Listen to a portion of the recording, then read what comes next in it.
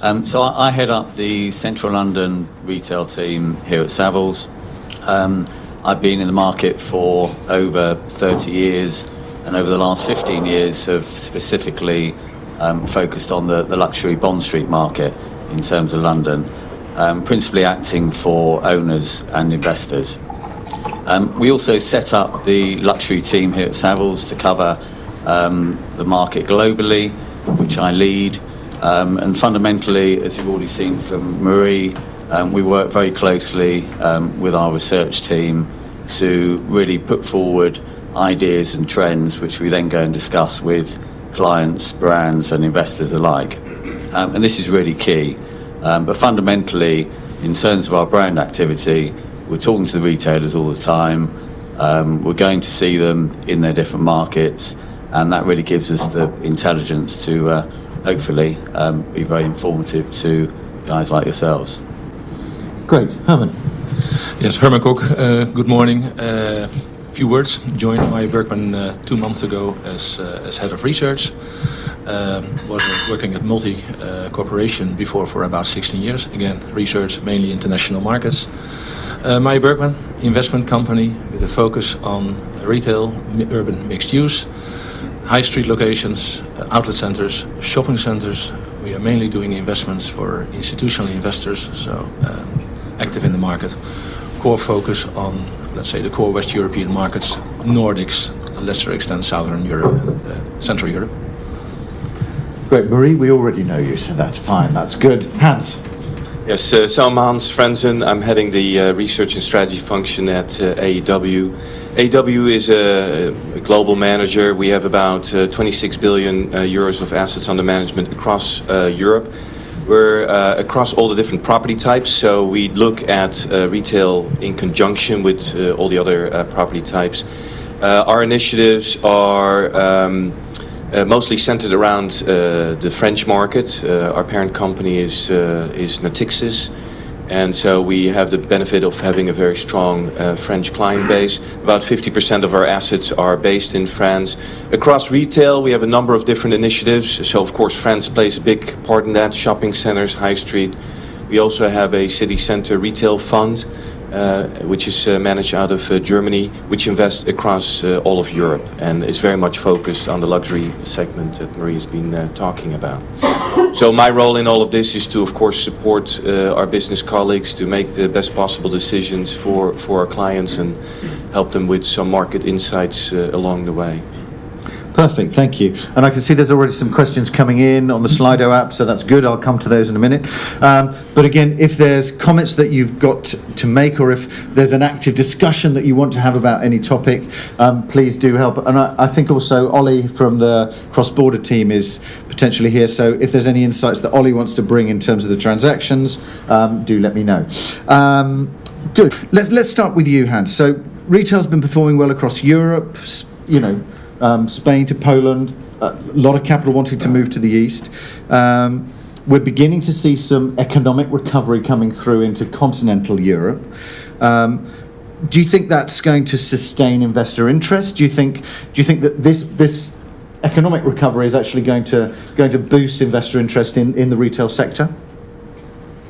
I think, of course, in that perspective, it has to be yes, because the occupational market will be supported regardless of some of the fundamental shifts that we are seeing. And of course, the sentiment in the market is very much focused on this impact of e-commerce.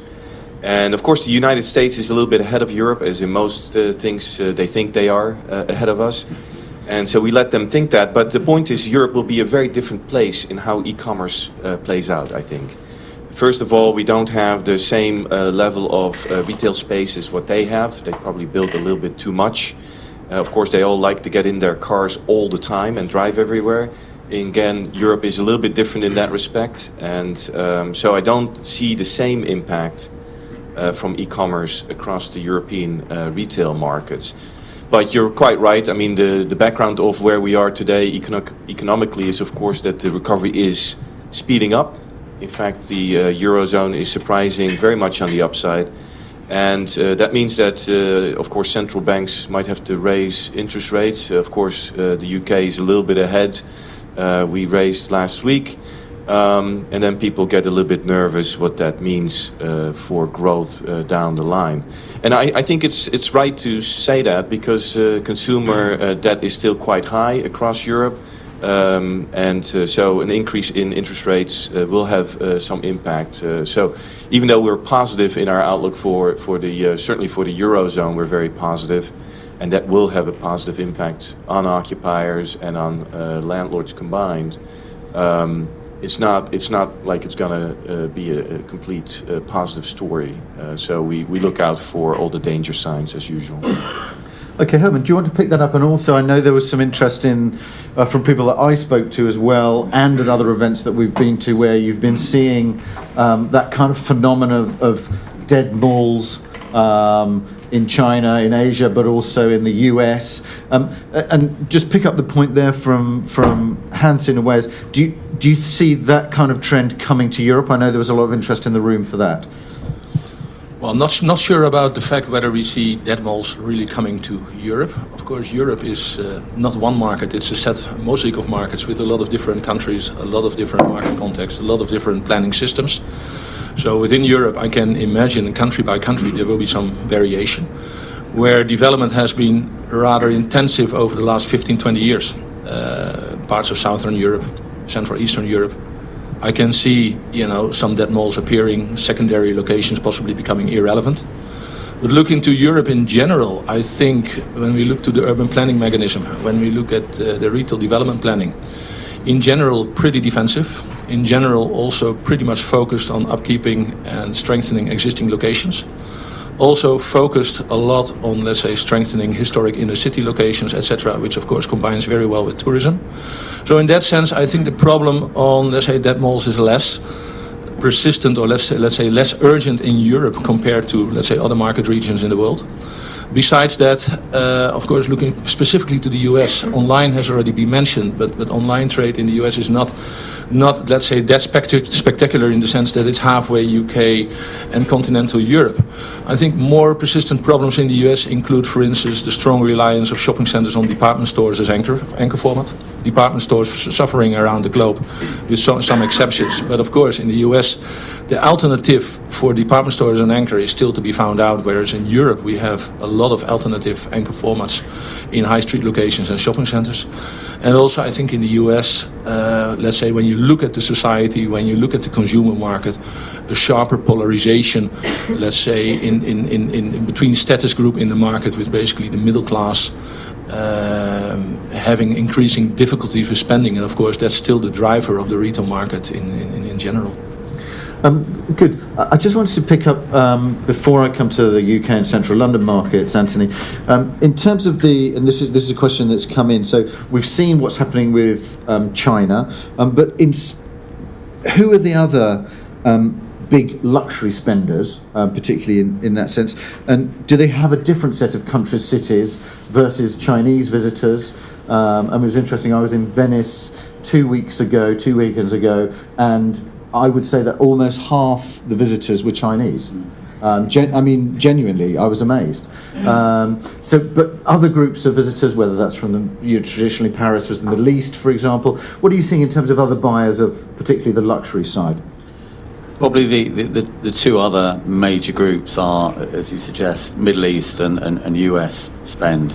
Once you go beyond the Asia impact, which is obviously the strongest, which all the brands do rely on, both from profile in the market in China and the other key Asian cities, but also the spend in Europe.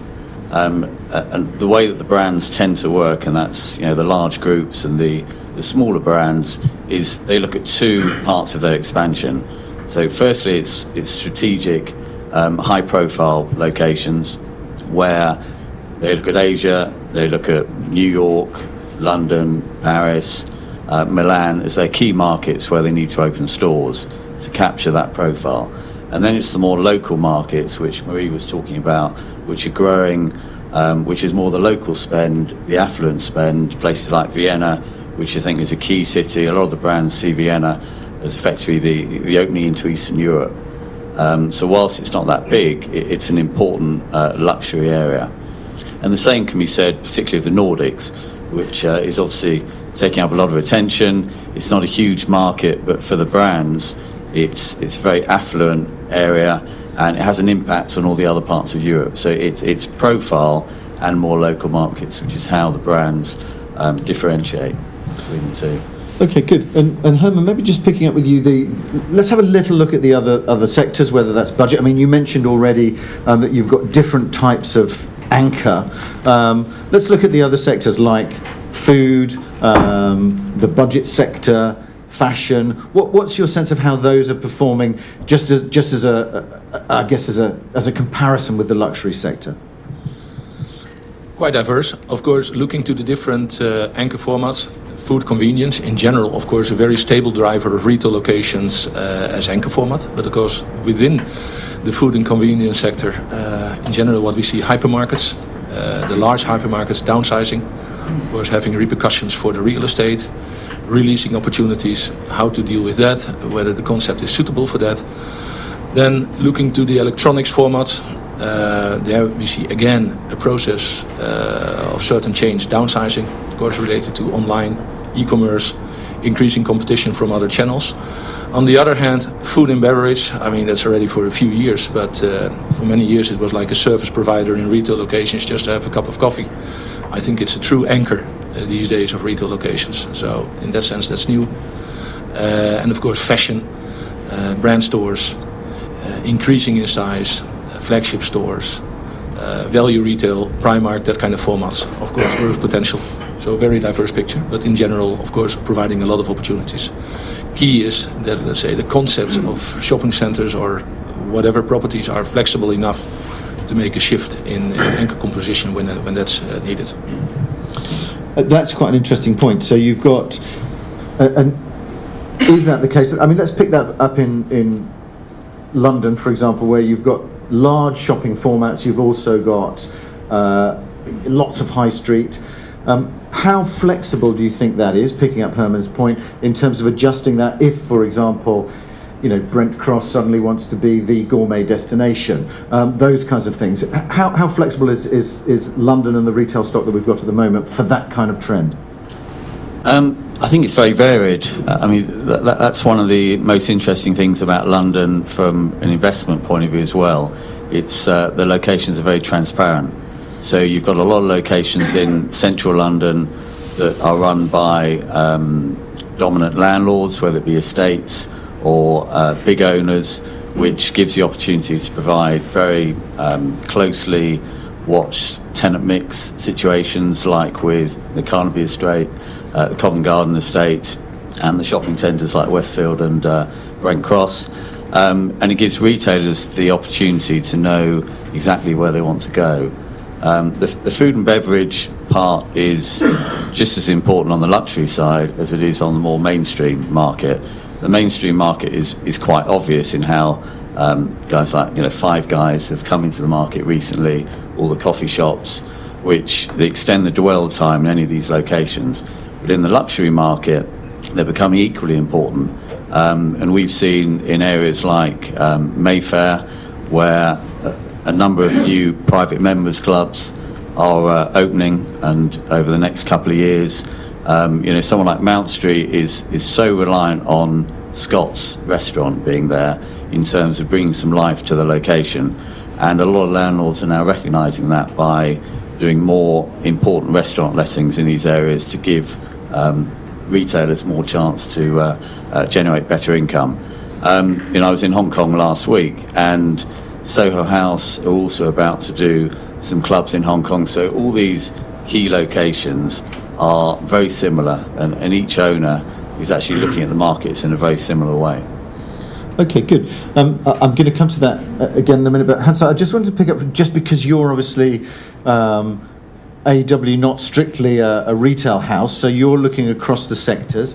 Does that mean in terms of the investment strategy, I guess, where do you place retail at the moment, and are you looking at that e-commerce versus retail? Does that mean you're overweighting logistics in comparison to retail? What's the house kind of view? You can tell us here, although it's a retail focused panel. Yeah. Well, I think the answer, of course, depends on what the target is for the individual clients or funds that we manage. So if we have a dedicated retail fund, clearly the investors have decided, whatever, 2-3 years ago when the fund got launched, that they want to invest in retail. Then it's just about, okay, how can we help with strategizing, okay, what is the best place to go, and so Marie's sort of ranking is quite interesting. I recognized a few markets that we also would agree with, others maybe not so much, but the point is that it really depends on who's asking. So there's not one house view, because the question is not the same from all the different clients that we have. But having said that, I think this point, I want to sort of link this point together about the bifurcation in the market, where you see dominant locations, either shopping centers or actual high street destinations that already offer this sort of mixed experience between shopping and leisure, food and beverage, with the asset management task that you can set yourself. So if you own a secondary shopping center, does that mean you have to just pack up and go? You just sell? I don't think so. So we manage some shopping centers on behalf of our clients, and we take a very close look at what is the opportunity, even if it is a secondary center. Okay, what's the opportunity to change or make additional investments in that center to lift it above where it is today? And of course, a lot of shopping centers were caught up in the debt crisis over the crisis, where owners were not really empowered by their debt providers to reinvest in the centers. A lot of these centers were sitting around, people were still collecting the rent, but since they weren't sure that the bank was going to leave them with the equity ownership, they weren't actually reinvesting. Now, I think as these situations have resolved themselves and it's clear who owns the center, now we can start thinking about, okay, how can we bring, and maybe the answer is not every secondary center can be brought back up, and maybe that's a problem for some centers, but I think active asset management is the key to bridging that gap. And I think we take a lot of pride at AEW to be proactive in that space, and this is how we make money for our clients as well. Let's just pick up some of that. Because that also, the asset management, active asset management, plays into that idea of refurbishment. What you're saying, in essence, I think, Herman, also was that development is actually becoming more difficult because of zoning and less opportunities for it. And so therefore, does that mean redevelopment of existing assets, extensions is what we're looking at? And does that mean people have really got to change the positioning of some of these retail units to prepare themselves for the new brands that Marie was talking about, the new kind of place? What's your sense of that? Absolutely. The shift of, from development to redevelopment, of course, has already been ongoing for quite a while. Also, when we look across Europe, we either see developers having shifted their business in the direction of asset management or investment, or simply as outcome of the global crisis cease to exist. When we look today, a lot of developers are actually often linked to investors or work more on a fee basis. From point of view of MeyerBergman, I mean, redevelopment, improvement, extension, fix it, whatever way you call it, of course is the key. I mean, looking to different types of locations, whether it's prime locations, it's prime cities like presented by you, there are always parts or sections or whatever in such a location which offer a chance for extension, which offer a chance for improvement. And that's typically, as investment business with a strong asset management angle, you want to dive in, you want to use that opportunity. You mentioned Oslo. We are active there on the project Promenaden. It's a very nice example of how, let's say, a core retail area can be extended, how high-end, how upscale retail can be added to the local market, and how it works. But at the same time also for secondary centers. Because secondary centers, I think currently there is a kind of panic in the market that, well, secondary is tough, it is difficult. Maybe it's partly, but of course there are always schemes, secondary schemes with good fundamentals, and there the repositioning and extension should be focused on getting it well positioned, as you mentioned. Can I just jump in? In terms of the secondary centres, I totally agree. They will, with asset management, continue to play a very important role.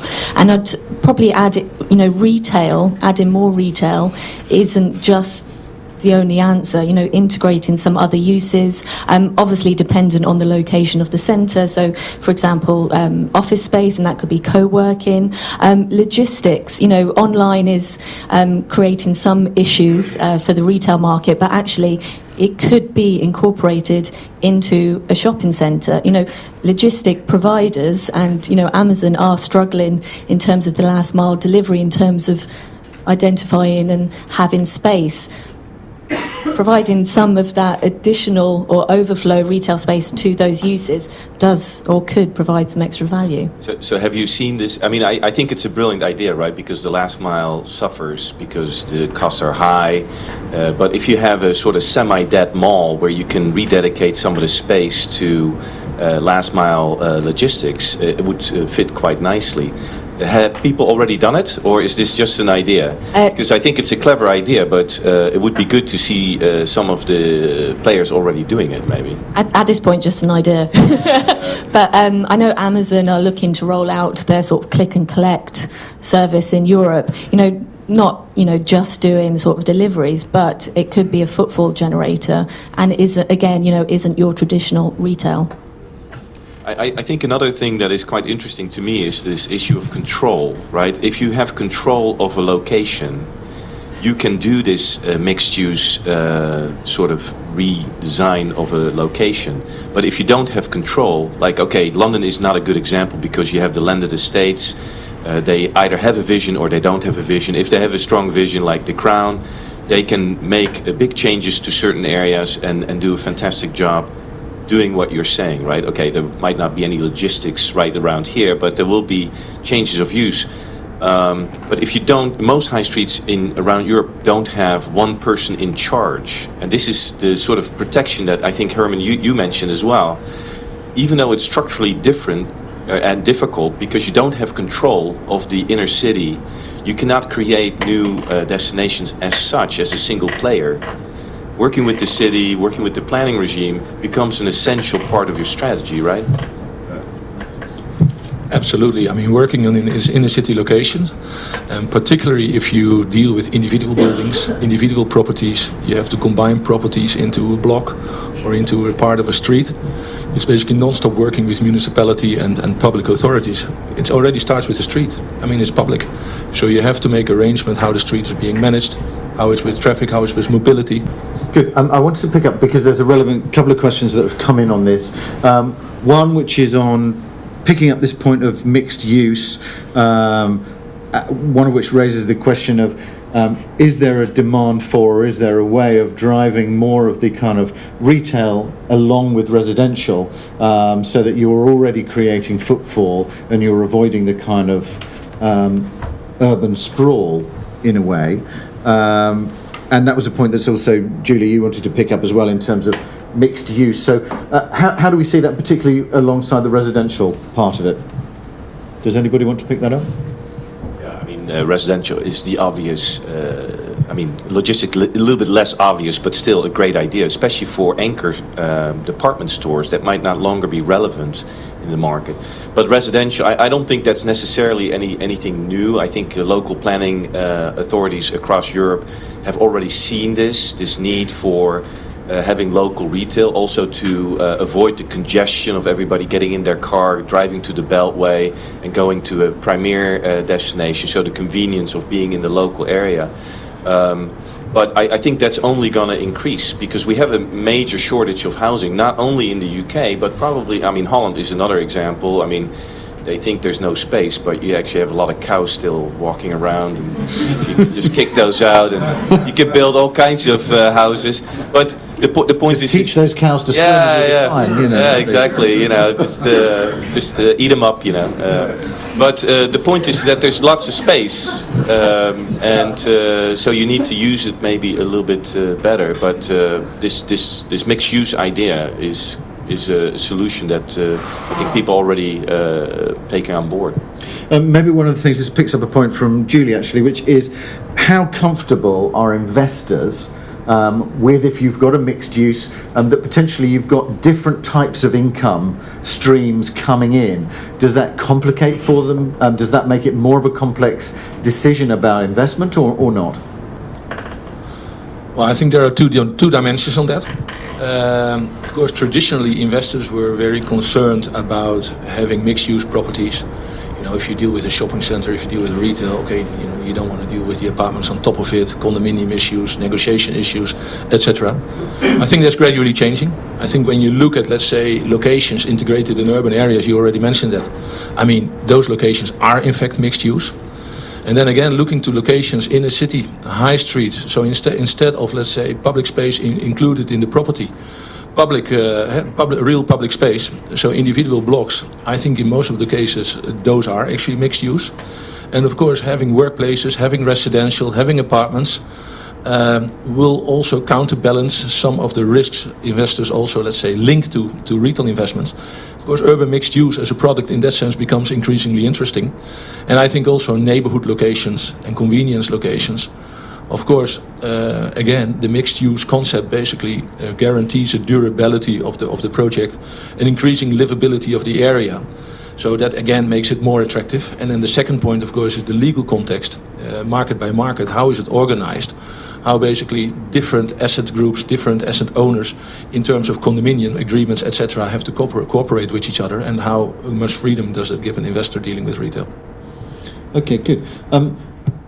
Marie, I just wanted to pick up with you in terms of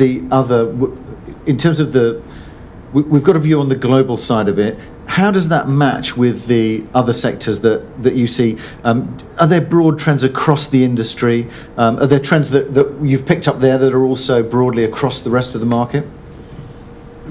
Or haven't you completed the research report yet? And therefore it's a very harsh question. I should probably flag, as well as covering retail, I also cover hotels, and there's obvious crossovers between retail and hotels. For the obvious reason, cities where you are attracting increasing number of tourists also mean they are increasingly attractive in terms of hotel development and hotel investment. And, you know, it is around those trends in terms of growing tourism and increasing arrivals to Europe, particularly from Asia Pac and China, and we have seen as a result, you know, a number of acquisitions by Chinese investors who are keen to develop a platform with the view that they are providing a product to those Chinese travellers when they come to Europe. So there are some universal trends in that regard between those two sectors. And in terms of, let's say, high street versus shopping centre versus, are you seeing big gaps between those, or are the trends broadly the same? It's broadly the same. I mean, even when you look beyond sort of luxury, you know, even for the international fashion brands, you know, destination markets are very important. It's not just in terms of the visitor numbers, it's obviously the local population, but they are developing having a store in a destination city. Even though the bulk of the spend might come from the domestic population, it does give them that sort of brand exposure to a new market, particularly the visitors come in there. So there are some crossovers in that regard. I would say in terms of shopping centres, you know, there are sort of key destination shopping centres, and I'm thinking of Westfield here, that, you know, primarily are domestic focused, but they do attract an increasing number of international visitors, but they are very much on the whole probably more domestic driven as opposed to high street locations. Okay, good. And just let's explore the brand side a little bit more, Anthony. I mean, so in Retail Watch, for example, we've got, picking up the point that you said about some pure play online retailers now moving into physical stores. We've got a piece on Gymshark, interview with Gymshark, for those of you who, unlike me, quite plainly, don't visit the gym that often. But for Gymshark, who then had, you know, took a physical store for a period of time, just as a part of their brand recognition, really. So I'm just wondering, in terms of some of those brands, how many of those do you think will move more towards physical stores? Do you think that's a real reality? And what are the new brands that are coming in that you're seeing? Well, we've seen some of these brands come into the market already, including the likes of Dyson, Tesla. Microsoft will be opening a new store on Oxford Street next year. We're expecting at some stage Amazon may well open some stores in addition to what they're doing in terms of their logistic parks. And I think it will become more likely that we'll see other entrants, but not to the extent where, we'll lose, again, going back to the luxury and the mainstream markets, where we'll suddenly lose a lot of people on the high street. I think there'll be additions, and some of these brands will open a limited amount of stores in key cities rather than opening hundreds of shops. So the impact, I think, will be relatively low. And when we talk about statistics before about store openings, generally talking, one of the big changes I think with retailers going forward is certainly opening fewer stores. And with that, it's opening more important stores. So when we obviously love statistics with research, but when we talk about how many shops have opened, and Paris, for example, is top of the list over the last year, but a lot of the brands are equally spending a lot of money on refurbishing their stores. So whilst the number may be down, if you actually looked at the number of stores that are perhaps being rebranded or being extended, you probably see that they've gone up.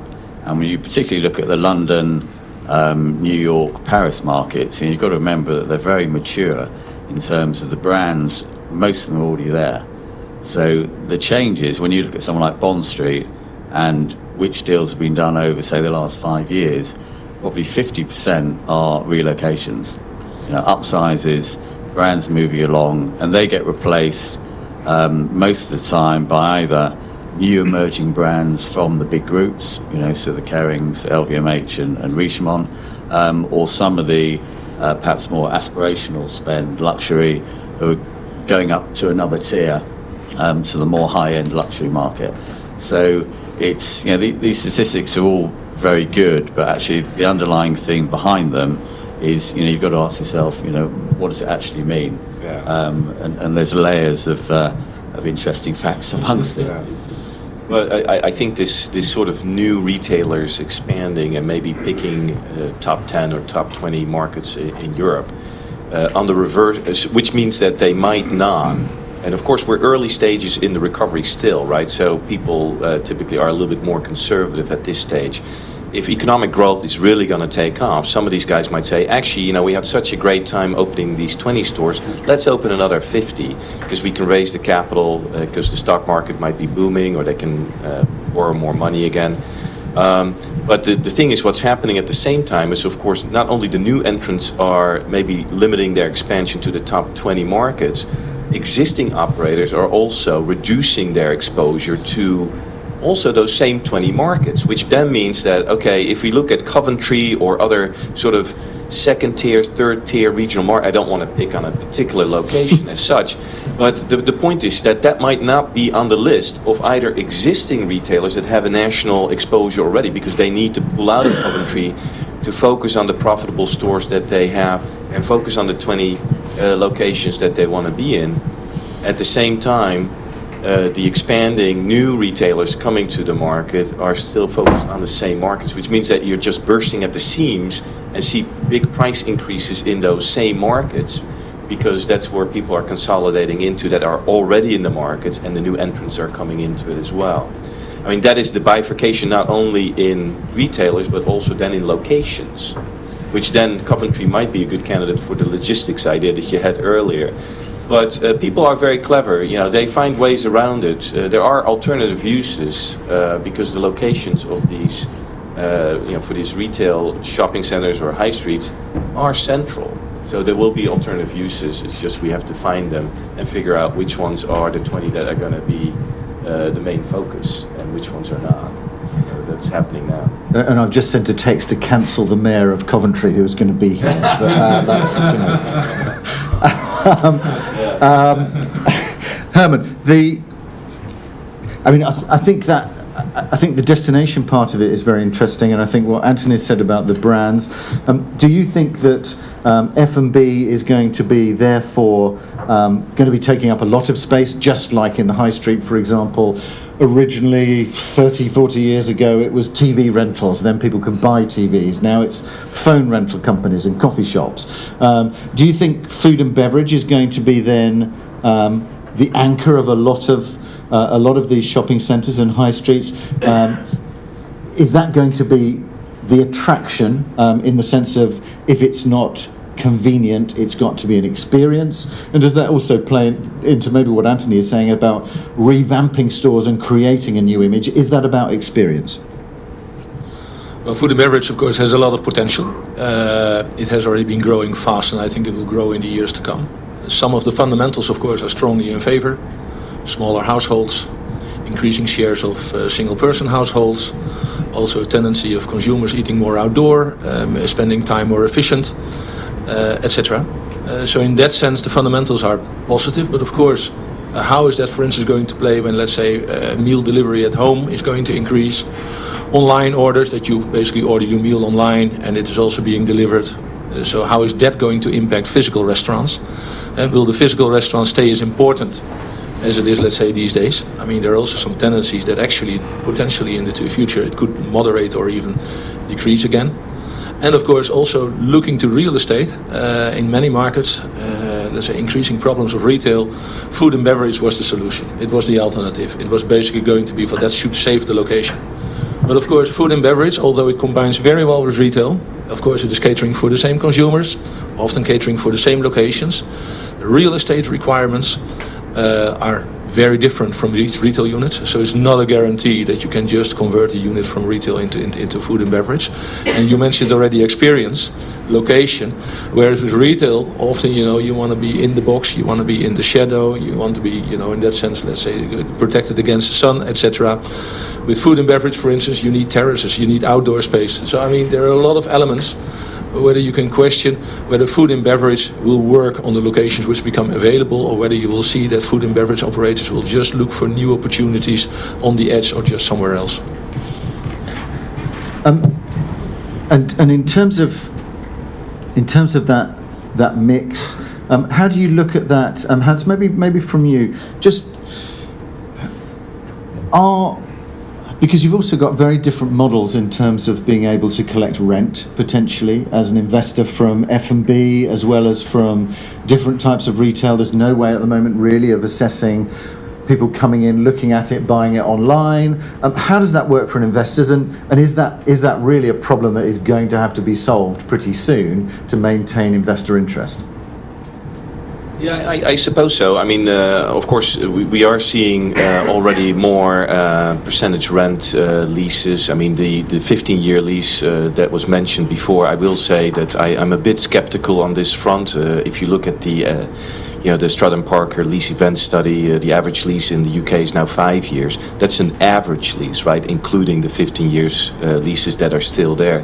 So this upward-only rent reviews, I mean, it sounds all very nice and safe in the end, but we have more percentage overage leases now, where landlords are fully aligned with their retailers, right? I mean, they are getting, as a rent, they get a percentage of the sales that the retailer makes.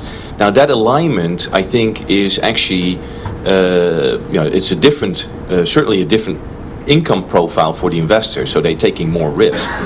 But I do think that alignment is something that is required in some cases, certainly with secondary centers. I think you'll find it difficult to find investors to go, with a reasonable price unless they also can participate in the upside.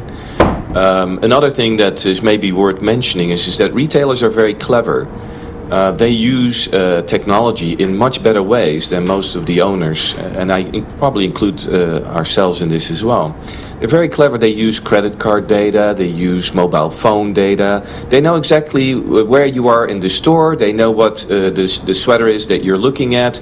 They are really very clever in working with the consumers that they have. Landlords, they look at the lease. Seriously? I mean, this is there's such a gap between the application of technology between tenants and landlords. Landlords are not really using technology as much as they could. And so that means that the tenants are probably way ahead of determining the 20 locations that they want to be in. The landlords just haven't caught up. The data is all out there. You can go to MasterCard and buy that data. It's just that, okay, it's probably expensive, and it is a bit maybe unclear because you'll have millions of records and you'll have to sort through it. But the application of this data is not really used yet, I think, by a lot of landlords, which means that they need to catch up. They need to catch up because when they do that, they can actually be much cleverer in negotiating these percentage leases as well, which means that they will not only be aligned, but they'll be equally smart as the tenants as well. And I think this is a very interesting area, and we are only starting to work on this now. But it's about time that we catch up because, the tenants are already running away with insights that they have about the core consumers. They know a lot more about the consumers than we do as the owners of the real estate. So maybe that I wanted to just add that. Did you want to pick up on that, Herman? Well, I basically agree. I think when you look at, let's say, the knowledge and working with facts, I think I fully agree. The retailers are 5-0 ahead, and that's a big issue. I think when you look also not only to the online sales, where basically retailers in Europe are increasingly successful in integrating online business in their physical business, but also simply knowing about their customers, knowing about footfall, knowing about what people buy, everything. Also knowing about how all their stores are performing. Real estate owners tend to look to individual stores, individual locations, experience in the past that we were negotiating, for instance, with a retailer on a location in Central Europe. Suddenly an issue popped up in Spain. And those guys were not aware of that. At least the property guys were not aware of that. I mean, those kind of things. And then you're already behind. And I think similar as, let's say, with retail, you have a physical dimension, you have an online dimension. Basically, bricks and clicks. I mean, a retail market, a shopping center location or a marketplace, it has a physical meaning, it's reality, it's there. But it should have a virtual meaning as well. And in that sense, property business has still a long way to go. We are behind. It's very interesting to see, for instance, what companies as Westfield, Unibail Rodamco, etc., they are experimenting. They are making progress on creating virtual marketplaces. They're also making progress on, let's say, combining, let's say, the last mile, providing services linked to online business, like fitting rooms, like return centers, etc. But in general, property business has a long way to go. I think also this combination of online retail and in-store retail, the lease is not just about the store itself. If you have a store here on Regent Street, that is going to trigger a lot of online sales because the tourists will come in, as you said, they will maybe look at the goods, they'll feel the goods, and then they'll go home, or even on their way home, they'll probably order it on their mobile anyway, right? They'll have it delivered to their house.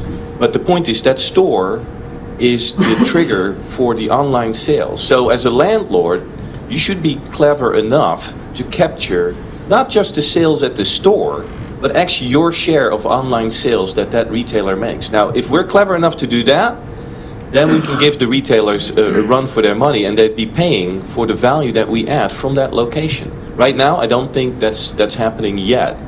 But if we're going to make enough money out of the 20 locations that are going to be the winners, we better be clever about it and be aligned properly that we can catch up with them. Okay, good. I want to drill down a bit more into the investment now. Particularly also, there's a couple of questions that we haven't asked at all, and you're obviously head of Central London here. Brexit impacts, be interesting to get views also from outside of the UK on that. Obviously, retail in London generally seems to have held up, but that may be because of the tourist visitors and the drop in the pound. What's your sense of that, Anthony, and how do you see that going forward? I think from a performance perspective, trading, Bond Street sales are or have been sort of over 50% up this year. So on the luxury side, again, it's been very strong. We're sort of repeating ourselves to some extent, but a lot of that is to do with the currency, the weak pound, and that slowed down a little bit.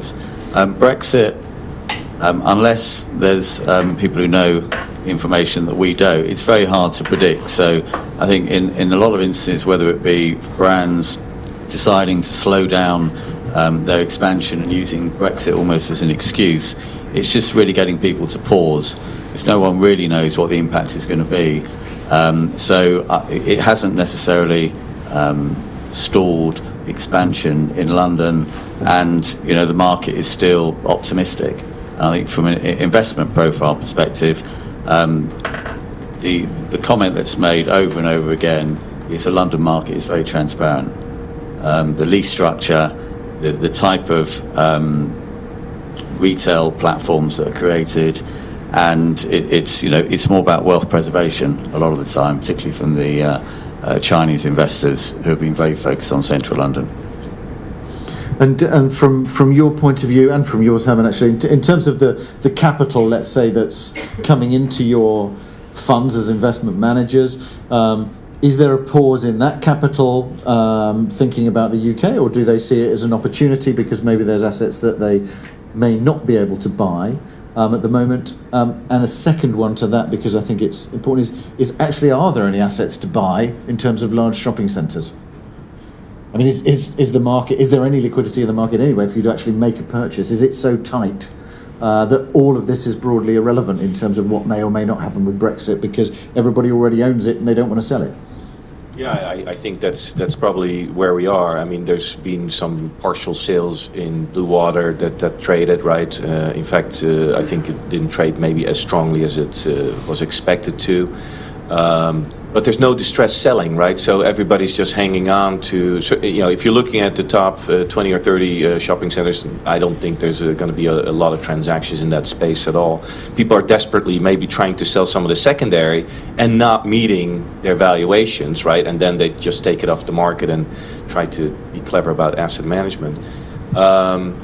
So I do think that this whole Brexit thing, as Anthony already said, nobody really knows yet. I don't think the government even knows yet. So, which is maybe not a great thing to have to say, but we are where we are. I think people are taking it as a pause because uncertainty is just not. There's not as much uncertainty in other places. So you can go to Europe now, and all of a sudden, Europe looks like a brilliant place, right? Only 2 years ago, we were like wondering what Europe was going to, basically disappear because it was going to be that bad, right?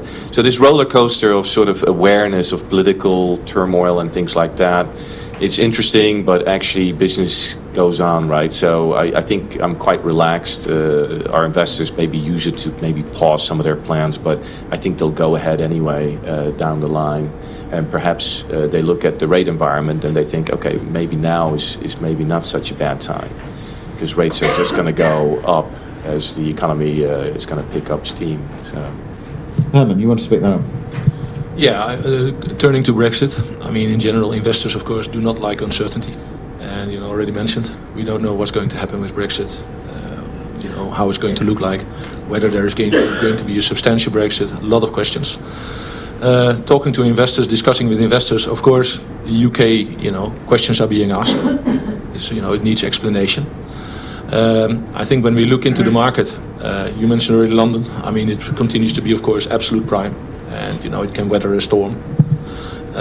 Further, let's say, differentiation, polarization between prime locations and secondary locations in the UK, I think, accelerating. That's what we see happening. That polarization has already been high relatively in the UK compared to other markets. Anyway, when Brexit is clarified, I think markets will adapt and we will see new patterns. I think even some investors will probably consider opportunities to pick up, to wait for that time. Europe, indeed, these days looks relatively bright. But again, if you look to the politics, I mean, we see fragmentation. Catalonia, of course, recently. A lot of elections in Europe, which raises eyebrows. Also, the risk of inflation, debt continuing to be a persistent issue. So the bright situation in Europe, I mean, it can easily change. We are a little bit in a period that, I find it very hard to estimate where are we in 2 years' time. I mean, it can continue, and there can be a hiccup that something is happening. Well, I think I'm perhaps a little bit more optimistic. It's good to be aware of the risk, but if you especially look at the debt side of things, people are not really using as much debt as in the previous downturn. If you look at the system-wide sort of use of debt, a lot of the central London acquisitions, both on retail as well as on office, are from sovereign wealth buyers that use zero debt, right? Let's face it. And the reason why London is so liquid is because of some of these really large deals. But there's a small number of them, right? So, you can have 3 deals at over a billion or 2 billion, and it adds up pretty quickly. And before you know it, your volumes are actually bigger than Germany. But there are a small number of very, very large deals that swing that number. But that's the nature of the market here. Is yes, you have great transparency, you have good liquidity as well, and that is what is attractive to many players. But beneath the surface, there's of course a lot of other things going on where people are holding off because they're not meeting the price requirements, especially on secondary, I think. And just in terms of a quick dash around the countries or regions, Herman, CE, lots of additional spending power coming in there, higher GDP, higher economic growth than you're seeing in other parts of Western Europe. How do you see those? Italy, Spain, Southern Europe, France, Germany? Are there particular winners out of those where you see more opportunity in those regions, or are you really taking more of a city approach like Marie has done? I would say we take more of a city approach, looking to, let's say, Mesa fundamentals, like regional demographics, regional growth perspectives, also market volumes, of course, more determinant. The cities in that sense have clearly a different dynamic than, let's say, countries and regions as a whole. Looking to Europe, of course, some preference, core markets, Western Europe, Nordics, where we basically see a combination of growth with, let's say, macroeconomic stability. Of course, that's being preferred these days. Hello, Tim Reid for Communications. Quick question. So we're a PR business. We look after Grosvenor, Bond Street. We work with Mayfair. So very much sort of London heartland. Going to the question you answered, Anthony, around Brexit and currency fluctuations. We've sort of all seen these surveys post-Brexit where the figures have come out that sort of spend is up, as you've pointed to. In the medium term, if that corrects itself, do you guys as a panel see London being, what impact would you see in terms of investment? Or to Herman's point, is London just such a prime market that where there's any storm, actually it will still be very attractive? Because if those currency fluctuations do change back to what they were, that potentially the spend may go down. And the second question to Marie, apologies for a second question. I was in Geneva a few weeks ago and I saw that you put Zurich up, but to me Geneva felt like it had all the fundamentals in terms of a attractive tax system, high-end retailers business. Is that an area that's on Savills' radar as well? I think that investors, if they're looking at things the right way, should be following what the retailers are doing, if they're investing in a retail building. And as has already been mentioned before, part of the problem at the moment in the London retail investment market is there are very few sellers. So there's very little transactions going on, so in a way there's a little bit of disconnect between where people see the investment market going, perhaps yields going out slightly, and that's not being seen because when an opportunity does come up, it's so far and few between that there's still a long list of investors who want to come to London. The spend, as you say, has been very strong. Brands are clearly opening shops to gather that spend, but also when you're talking about someone like London, the luxury, excuse the pun, is that they're opening that store for a number of reasons. So it's as much in part for profile as actually what they take through the tills. So they can go through periods of time where perhaps the spend does fall off because they'll be having a bigger impact on a much wider market, and perhaps where they're losing some spend over here, they'll be gaining in Europe or further afield. So it's in part bulletproof as long as brands don't open too many shops in those markets. And just to add to that that point in terms of, if we saw currency swing the other way, the impact that would have, particularly in terms of the profitability of a store. Now, no one's mentioned rates in London, sorry, it was going to be me. You look at other markets around the world and, in Europe, the equivalent property tax is much lower than what we have in the UK and London. And there is, I would see there is some potential risk in terms of profitability because of the rates bills. And, we've seen some locations like Dover Street and Albemarle that have seen significant increases in their rates bill. So I don't know if Anthony will agree with me. I think we might see brands look at the sort of universal rent of a store. That might become more important. Yeah, it comes back to their overall occupational costs. So rates hasn't quite had the impact yet because they haven't actually come through in terms of payable.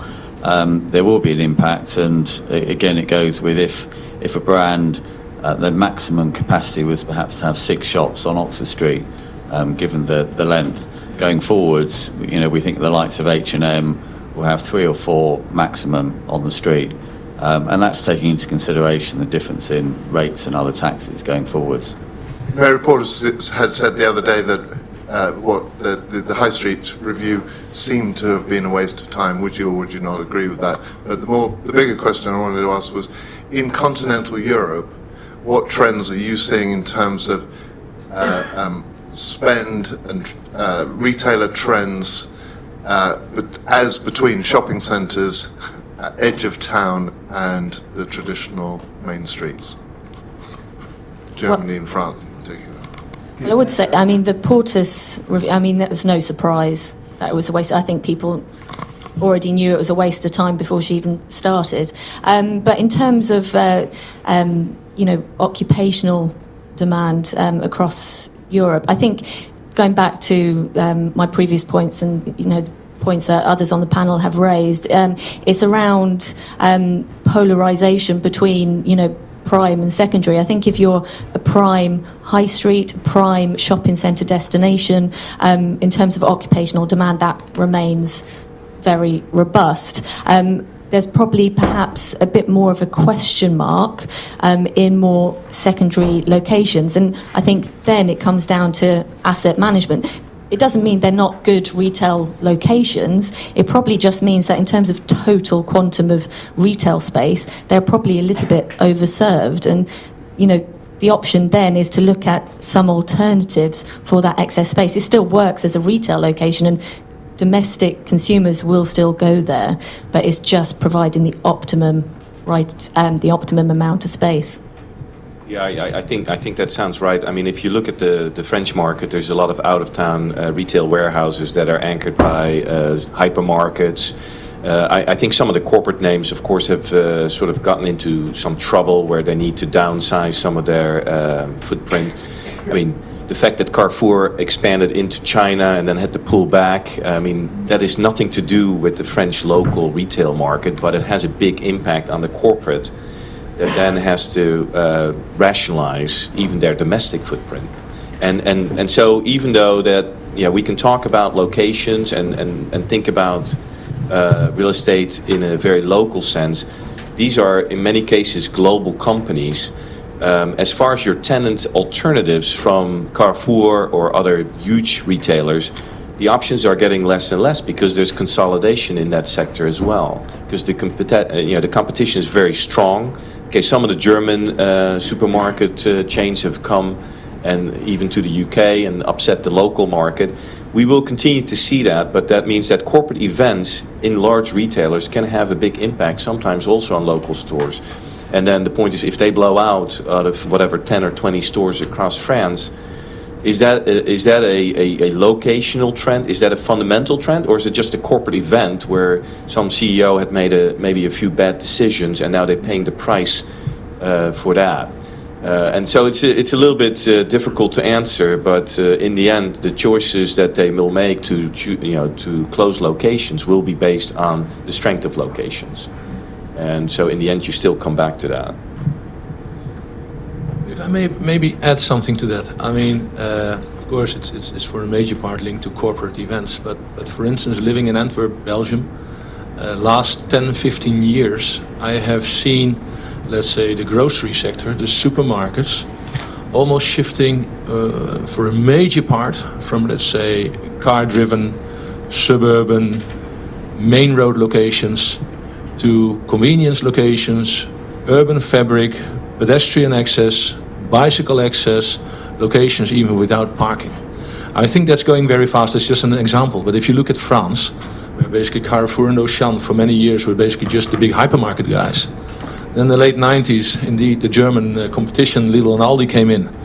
And okay, one Lidl doesn't impact a Carrefour hypermarket too much, but 10 Lidls can defeat a Carrefour hypermarket. Anyway, what do we see happening in the market is basically both Carrefour and Auchan massively experimenting and investing with urban concepts.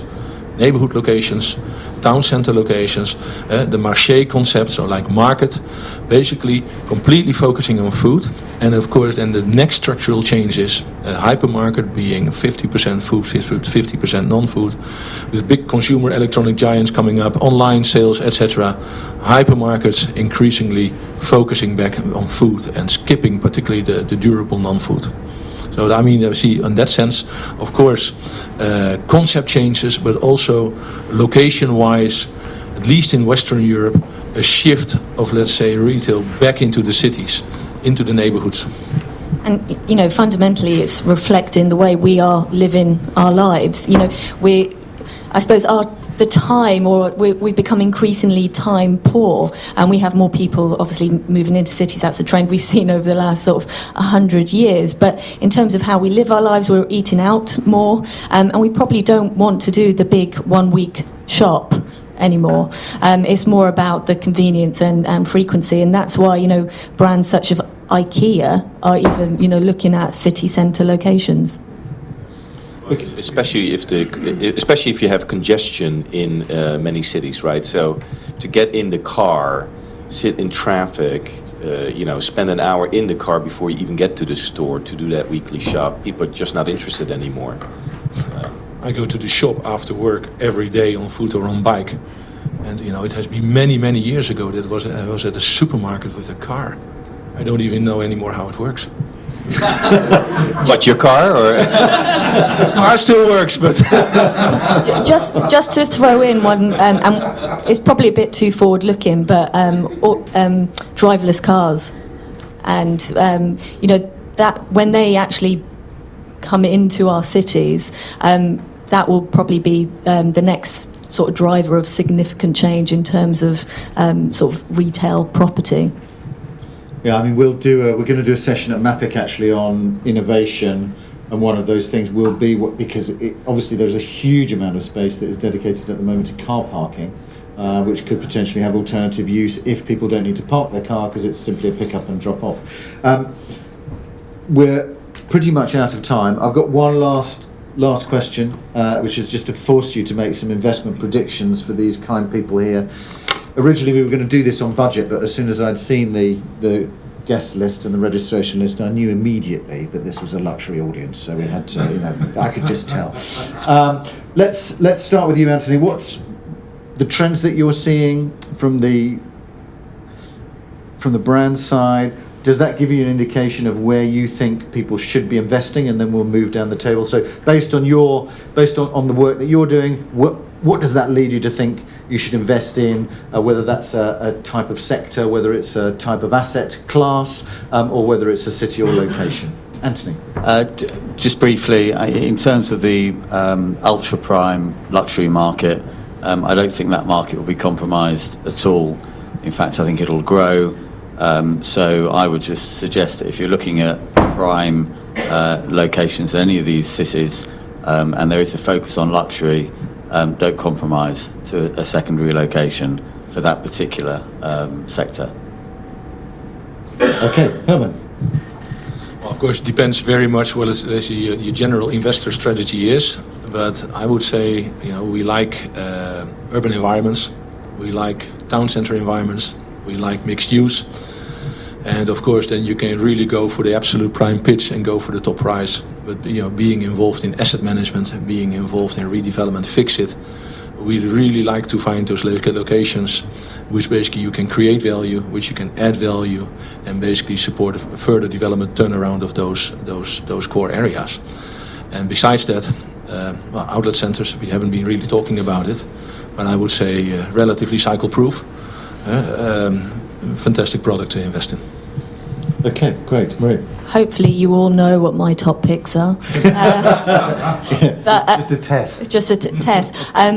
It's, for me, it's prime, high street, Munich, Frankfurt, and I think increasingly, probably going forward, the Nordic markets. Okay, good. And last but not least, Hans. It's always hard to be at the end, but I would say we love London, but actually we don't like the prices. So this is the problem with London. But I think in the end we would want to look at maybe a broader definition of core markets, and this is where Oslo and Vienna and places like that come into play. Where, okay, maybe for sovereign wealth funds coming over to Europe for the first time, it's maybe not the most obvious choice. But actually what we've seen in other property types is that people will come into these landing places first and then they spread and do other things later. So I think you have to look at the broader European core markets, and we do love to manage the core. So if you can buy something that's not completely core today, but you can manage it to core, that is where you can maybe pick up some excess return to beat the benchmark. So that's what my answer would be. Great, thank you.